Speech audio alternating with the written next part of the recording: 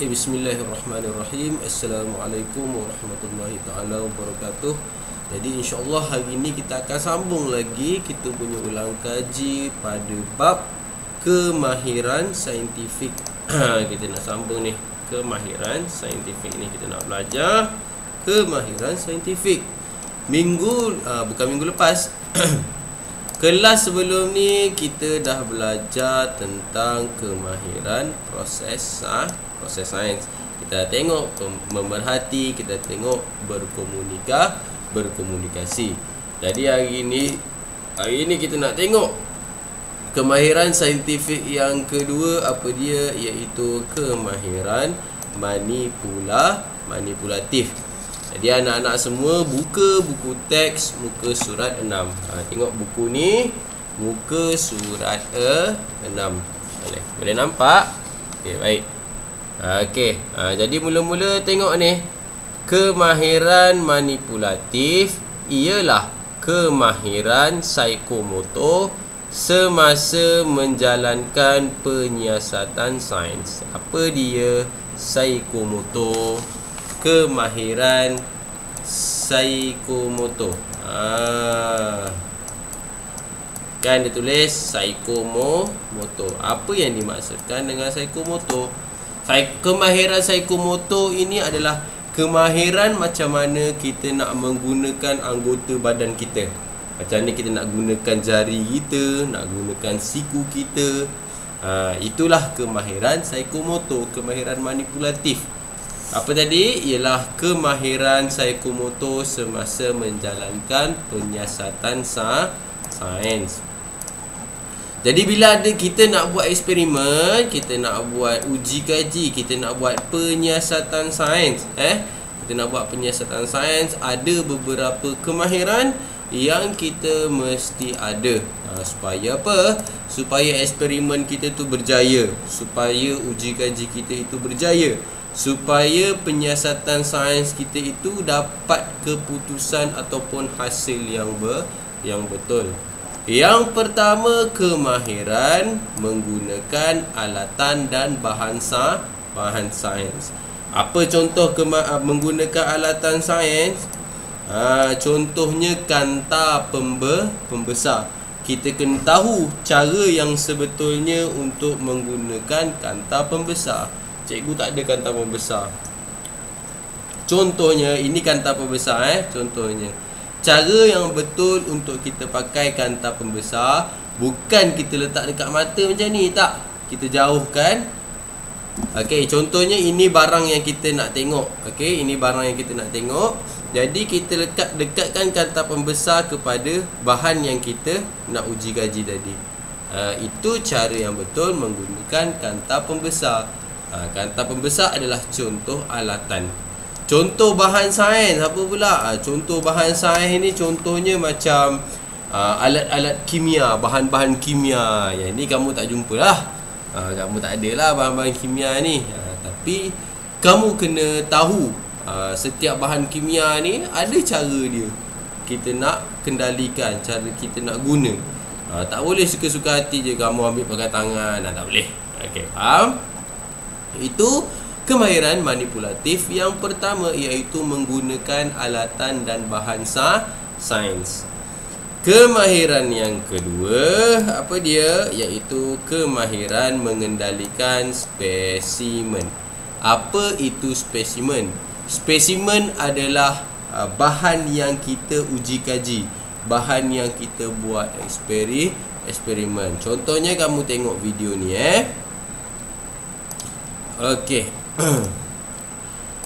Dalam eksperimen ni dia buat eksperimen tanam biji benih.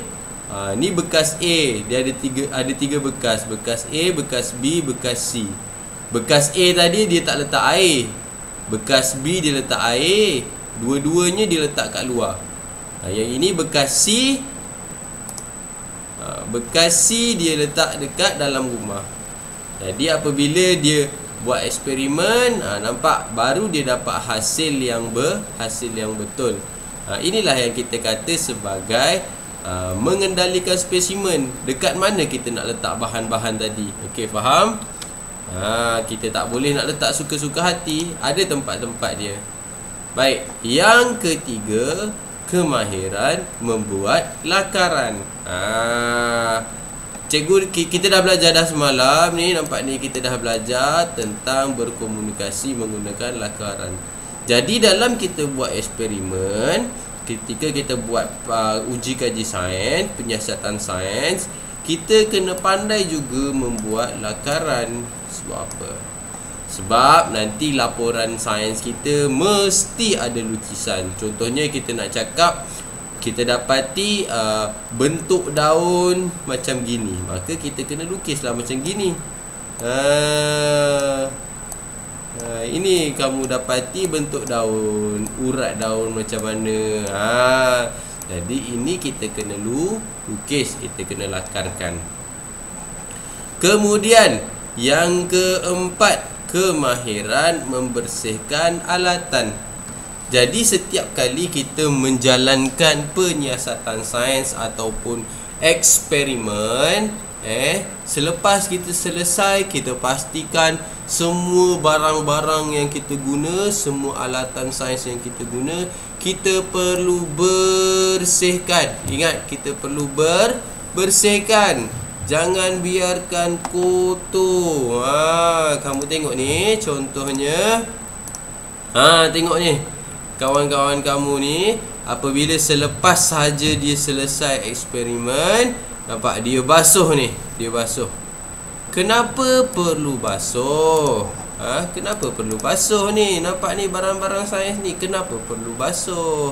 Kerana yang pertama, kita takut kalau barang-barang itu terkena pada benda yang berbahaya, kemudian kita tak basuh, boleh terkena kepada orang lain. Yang kedua, kita tak nak alatan sains kita berada dalam keadaan yang kotor. Kita mesti nak bersih, tak boleh kotor. Dan kemahiran manipulatif yang kelima adalah kemahiran menyimpan alatan. Ingat, walaupun menyimpan alatan, tetapi dia juga memerlukan satu kemahiran. Kemahiran apa? Okey, cuba kita tengok gambar ini. Okey, tengok gambar ni. Kamu tengok dia kata apa? Saya menyusun dan menyimpan peralatan serta bahan sains dengan betul dan selamat supaya apa? Agar mudah dicari. Baik. Tengok tu. Ini namanya tiub uji kaji. Tiub uji kaji ini cikgu tak ingat dah apa. Ini silinder. Baik. Apabila selepas kita selesai guna, kita basuh, kita mesti letakkan balik dekat tempat yang sepatutnya. Dan kita mesti susun. Kamu jangan letak sengit-sengit. Supaya apa tadi dia kata? Supaya mudah dicari. Selain itu, kita tak nak barang-barang kita ni rosak. Kalau kamu letak sepah-sepah, letak rata-rata, jatuh pecah, habis, dah tak boleh pakai. Jadi sebab itu kita perlukan untuk kamu sentiasa menyimpan alatan sains dengan betul. Jadi itulah dia kemahiran saintifik yang kedua, iaitu kemahiran manipulatif. Ni nampak ni ada 5. Yang pertama apa? Menggunakan alatan dan bahan sains, kemahiran mengendalikan spesimen, kemahiran membuat lakaran, kemahiran membersihkan alatan, dan kemahiran menyimpan alatan. Jadi itulah dia 2 kemahiran saintifik ni yang kita belajar. Yang pertama adalah kemahiran proses sains, yang kedua adalah kemahiran manipulatif. Yang ini kita dah belajar semalam, yang ini kita belajar hari ini. Jadi cikgu harap kamu semua dah faham. Ini sahaja benda yang kita belajar dalam bab 1, bab kemahiran saintifik. 2 ni je. kemahiran proses sains, kemahiran manipulatif. Lepas tu ada memerhati. Lepas tu ada berkomunikasi. Lepas tu ada 5 kemahiran manipulatif. Ini sahaja yang kita belajar. Banyak ke? Tak banyak. Jadi kamu kena ingat, kamu kena faham. Baik, nanti cikgu akan bagi latihan. Cikgu nak tengok sama ada kamu faham atau tidak. Jadi insya-Allah kita punya pembelajaran setakat ini sahaja. Cikgu harap anak-anak semua dapat memahami dengan baik apa yang kita belajar hari ini. Jadi terima kasih. Assalamualaikum warahmatullahi taala wabarakatuh.